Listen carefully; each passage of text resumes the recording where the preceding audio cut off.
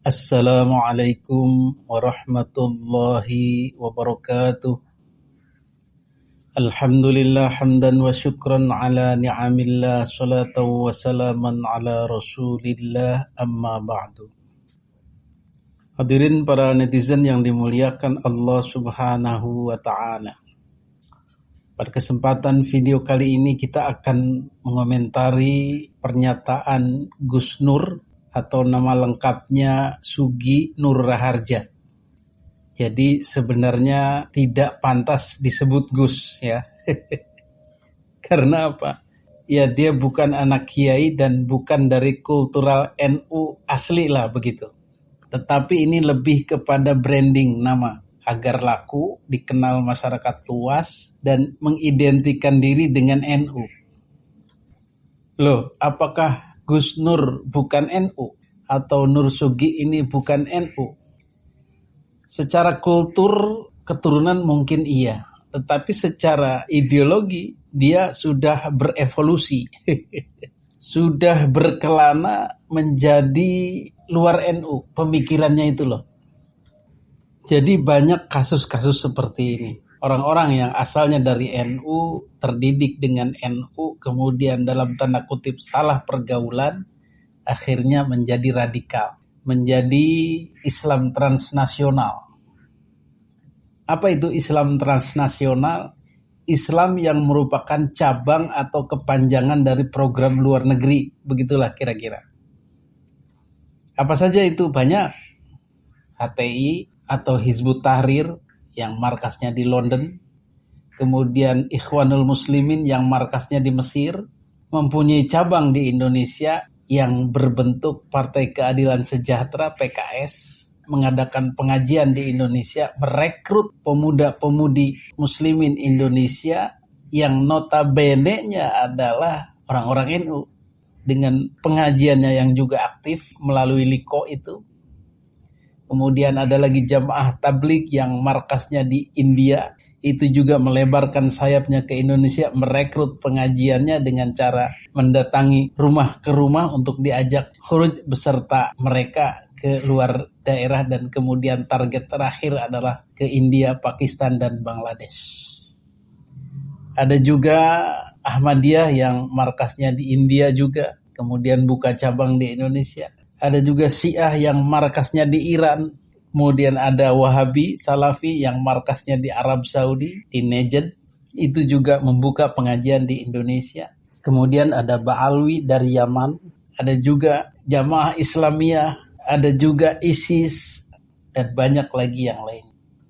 Semua berlomba-lomba menjadikan Indonesia ini sebagai target rekrutmen jamaah. Semua mencari jamaah sebanyak-banyaknya dari Indonesia yang tadi itu asalnya banyaknya dari NU. Maka orang-orang NU ini kemudian banyak yang menjadi HTI, banyak yang menjadi Ikhwanul Muslimin, menjadi Ahmadiyah, menjadi Syiah, menjadi jamaah tabligh dan lain-lain. Mereka ya masuk dalam Islam transnasional. Ciri utamanya adalah tidak mengakar kepada Indonesia.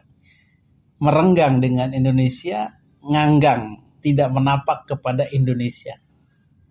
Karena mereka memang kepanjangan tangan dari luar. Namanya memang Islam, tetapi Islam yang sudah dimodifikasi menurut cara mereka dari luar itu. Hadirin yang dimuliakan Allah Subhanahu wa ta'ala, kemudian kemana Gus Nur ini ikut? Gus Nur ini kalau dia NU itu tidak akan begitu.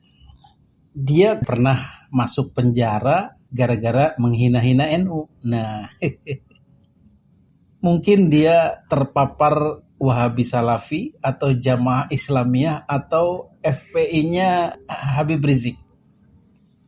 Yang jelas dia itu radikal dan setuju dengan syariat Islam, sama dengan Habib Rizik Syihab, mungkin gurunya ya.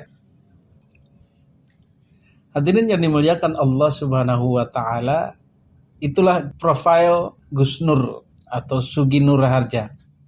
Lalu sekarang kita hubungkan dengan komentar dia kepada Bang Haji Rhoma Irama. Dan perlu diketahui juga bahwa Bang Haji Roma Irama pun pernah terpapar radikalisme ala-ala Habib Rizik Syihab, FPI, kemudian kesananya HTI, kemudian Ikhwanul Muslimin, jamaah-jamaah yang ingin memberlakukan syariat Islam. Dulu Bang Haji Roma Irama pernah berpartner dengan HRS, dengan Ustadz-Ustadz Wahabi. Dan kemudian sekarang berubah haluan merapat kepada PWLS yang notabene adalah dari NU. Artinya merapat kembali ke NU. Nah, setelah kita tahu seperti ini, maka kita akan mudah mengomentari Gus Nur ini. Pertama, dia mengaku fans beratnya Roma Irama. Siapa yang tidak kenal Bang Haji Roma Irama? Hampir 90% saya hafal lagunya. Hampir 90% saya hafal lagu-lagunya. Dan tentu saya ngefans berat sama beliau ya. Hampir 99% hafal lagunya. Sayangnya dia nggak nyanyi. Harusnya nyanyi dong. Begadang jangan begadang kalau tiada artinya. Atau bebas aku bebas dari penjara, bebas sekarang bebas.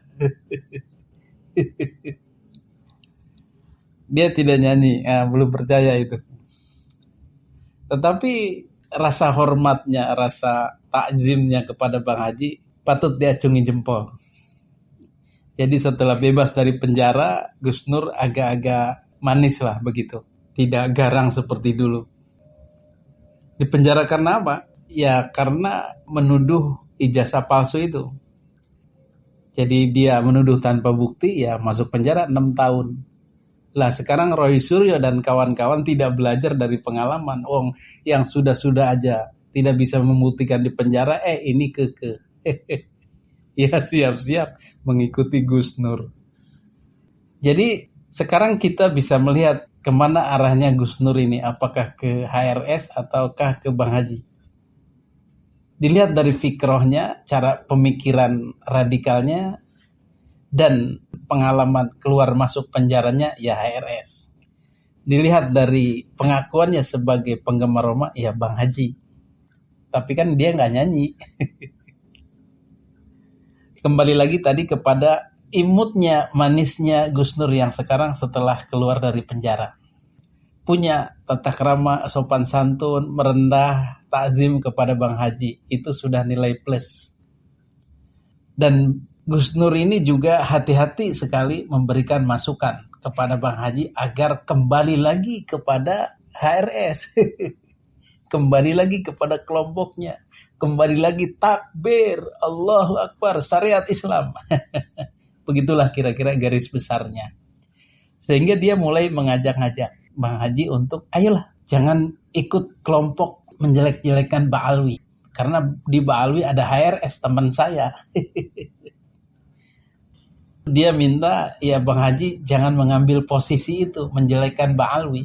Karena tidak semua Ba'alwi itu jelek. Kalau kata Bang Haji ada yang mabuk, ada yang minum, main seruling, main gitar, nyanyi-nyanyi, mabuk-mabukan, judi, zina, dan lain-lain. Yang baik juga banyak. Jadi jangan digebiah-uyah lah, dipukul rata Bang Haji, katanya dia begitu. Lah penyanyi dangdut juga sama. Ada yang suka mabuk, yang zina, judi, minum-minuman keras, yang malak orang banyak. Tapi kan Bang Haji nggak bilang semua penyanyi dangdut itu jelek semua, masuk neraka semua. Nah Pak Haji, tapi akhir-akhir ini saya agak terganggu hati dan pikiran sejak Pak Haji dengan tegas mengklaim Ba'alawi, membahas Ba'alawi, 58 yang pendalam perut kelakuan Ba'alawi, tukang serulingnya Ba'alawi, tukang gendangnya Ba'alawi, tukang nyanyinya Ba'alawi, tukang mabuknya Ba'alawi, bla bla bla bla bla bla. Ya intinya saya nggak akan bahas secara lengkap di sini. Videonya Pak Haji sudah komplit di situ. Saya hanya sedih Pak Haji, sedih ya. Harusnya Pak Haji tidak mengambil posisi itu. Kasihan fans ya, Forsa ya, kasihan fansnya Pak Haji tentu akan ada yang terluka dengan Pak Haji mengambil posisi seperti itu, dalam tanda petik ya, mengambil posisi perang dengan Habib, menyatakan perang dengan habaib, atau mengambil jarak dengan habaib, dengan Habib. Itu saya sedih Pak Haji. Jadi kurang lebihnya begini Pak Haji ya, di mata saya penyanyi dangdut itu norak ya, penyanyi dangdut itu norak, Ya. Purno, mesum, gitu kan, begitulah, penuh dengan maksiat. Ya. Di mana ada dangdut, di situ ada mabok, di mana ada dangdut, ya di situ ada rokok, di mana ada dangdut, ya di situ ada mesum, ada goyang-goyang, dan itu tidak bisa dinafikan. Penyanyi dangdut itu begitu ya. Tapi apakah saya boleh mengklaim semua penyanyi dangdut seperti itu? Kan tidak boleh Pak Haji ya. Tidak semua penyanyi dangdut seperti itu. Ada 1000 penyanyi dangdut, lalu 10 berbuat maksiat, ya nggak boleh dipukul rata lah, kurang lebih seperti itu Pak Haji, paham? Pokoknya saya kehabisan kata-kata, saya sedih Pak Haji. Ya, apakah saya boleh menghakimi semua penyanyi dangdut itu masuk neraka, mesum, kotor ya? Nggak boleh ya, karena tidak semua penyanyi dangdut itu seperti itu. Ya contohnya Pak Haji sendiri. Oke, saya bantu jawab Bang Haji ya, karena Bang Haji nggak menjawab, saya bantu jawab. Gus Nur, penyanyi dangdut itu dia independen, tidak terikat satu doktrin, tidak terikat satu pemahaman yang menjadikan dia begitu. Kalau dia mabuk aja, judi aja, zina aja, tetapi tidak mengklaim sebagai keturunan Nabi. Tidak minta diistimewakan, tidak minta dipuja-puja, tidak menguasai orang-orang Indonesia, penduduk yang lainnya atas nama saya keturunan Nabi. Itu bedanya Mas Nur ya. Jadi penyanyi dangdut tidak bisa dipukul rata, tidak bisa, karena mereka tidak ada satu doktrin tertentu, satu pengakuan khusus sekeluarga bahwa mereka keturunan Nabi. Tidak ada penipuan di situ. Tetapi khusus untuk Ba'alwi, mereka bermaksiat seperti itu karena punya dalil, punya pegangan, punya klaim sebagai keturunan Nabi yang terjaga, kesuciannya terjaga dari dosa, tetap masuk surga. Itu yang diperjuangkan Bang Haji. Maka yang kena kalau seperti itu adalah seluruh Ba'alwi, mau yang buruk, mau yang baik, ya semua kena karena mengakui atau mengaku-ngaku sebagai keturunan Nabi. Yang tidak kena itu yang serta-merta berikrar saya bukan keturunan Nabi, tapi kan tidak ada. Nah, jadi yang menjadi fokus adalah klaimnya itu, memperalat Nabi untuk kepentingan diri. Itu yang diperjuangkan Bang Haji. Perkara ada Habib baik, ya tetap baik, kita hormati. Kata Bang Haji juga begitu. Tetapi yang dibahas di sini adalah Habib-Habib yang nakal itu, yang menjadikan mereka rungkat dan menjadikan Kiai Imaduddin Utsman Al-Bantani meneliti mereka. Itu wasilahnya mereka yang nakal-nakal itu, yang ngerjain umat Islam Indonesia. Ini yang akan diberantas oleh Bang Haji, yang jumlahnya sekarang itu lebih banyak daripada yang baik, termasuk pentolan-pentolannya yang sekarang. Dan yang lebih lucu lagi, Gus Nur itu sebenarnya mengalami kerusakan, kemungkaran dari para hamba Ba'alwi ini disebabkan oleh klaim mereka itu. Tetapi dia tidak pernah menghubungkan dengan klaim keturunan Nabi. Mungkin saja karena dia masih melihat rekannya HRS. Jadi tidak mau tahu, pura-pura tidak tahu permasalahan yang sebenarnya. Karena sama dengan Pak Haji, saya mengalami, saya melihat, saya merasakan, bukan hanya mendengar akhlak-akhlak Habib yang goda istri orang, ngembat istri orang. Dia tolong tidak tahu terima kasih. Saya tolong, saya kontrakkan rumah, saya kasih modal, malah saya diserang. Ya kan? Dan banyak lagi Habib-Habib yang memang jago minum, ahli hisab, orang Arab dalam tanda petik ya banyak. Saya melihat sama dengan Pak Haji. Kemudian yang kedua yang menjadi sorotan adalah kenapa sih Bang Haji gabung dengan PWILS yang nyata-nyata bagian dari kelompok yang suka membubarkan pengajian. Maksudnya NU, Banser dan lain-lain. Orang yang baik-baik, Habib Rizik Shihab, kata dia, Ustadz Bakhtiar Nasir, Khalid Basalamah, dan dia sendiri dibubarkan, giliran gereja dijaga. Pastor dihargai, pendeta dihargai, umat Kristen dihargai. Kemudian dalam tanda petik, mohon maaf kalau saya salah ini ya, ini hanya mata lahir saya ini.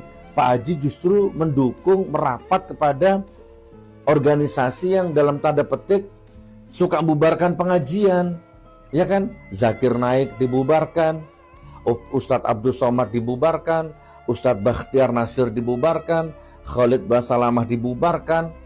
Saya dibubarkan Pak Haji, ya saya kemana-mana dibubarkan sampai saya pernah dievakuasi sama polisi itu.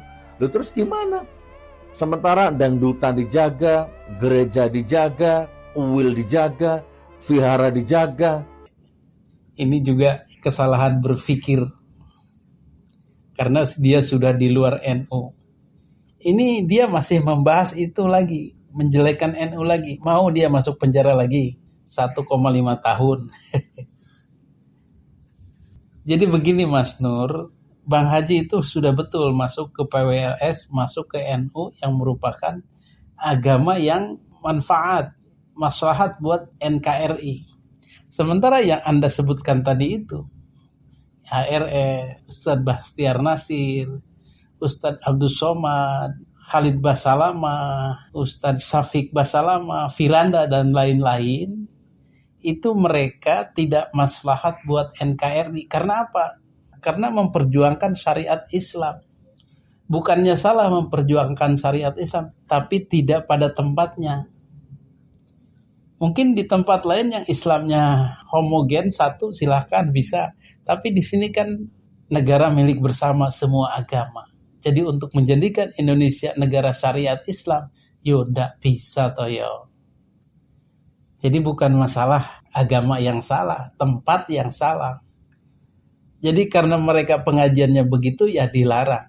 Karena akan merusak otak-otak muslimin pribumi Indonesia, muslimin NKRI, sehingga mereka tidak ingin lagi melaksanakan Islam ala Pancasila.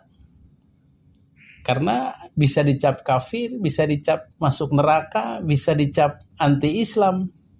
Islamnya tidak sempurna, tidak kafah. Sehingga dengan dibiarkannya pengajian seperti itu, lama-lama NKRI akan runtuh, Pancasila akan runtuh, syariat Islam akan ditegakkan. Dan ini akan mengundang perang saudara dengan agama lain dan dengan penganut paham Islam lain seperti nasionalis yang tidak menginginkan negara Islam. Akhirnya, ya akan perang terus-menerus. Gitu. Jadi Banser NU menghentikan atau mewarning pengajian seperti itu demi NKRI, demi kemaslahatan bangsa Indonesia, demi kemaslahatan umat Islam, agar tidak terjadi kekacauan atau peperangan. Tetapi ini diframing oleh Gus Nur seolah-olah membenci Islam, menyayangi Kristen atau luar Islam. Tidak begitu. Jadi hukuman penjara yang sudah dilalui ini ternyata belum merubah 100% Gus Nur. Tetapi ada satu yang jadi harapan kita, bahwa Gus Nur ini memang korban, banyak didawiri, banyak dikecewakan Habib. Suatu saat mungkin dia akan menjadi Bang Haji Roma Irama, mengikuti jejak Bang Haji Roma Irama, taubat, dan akan meluruskan penyelewengan Habib ini. Asal tidak berteman lagi dengan HRS, insya Allah. Hadanallahu wa iyyakum ajmain. Assalamualaikum warahmatullahi wabarakatuh.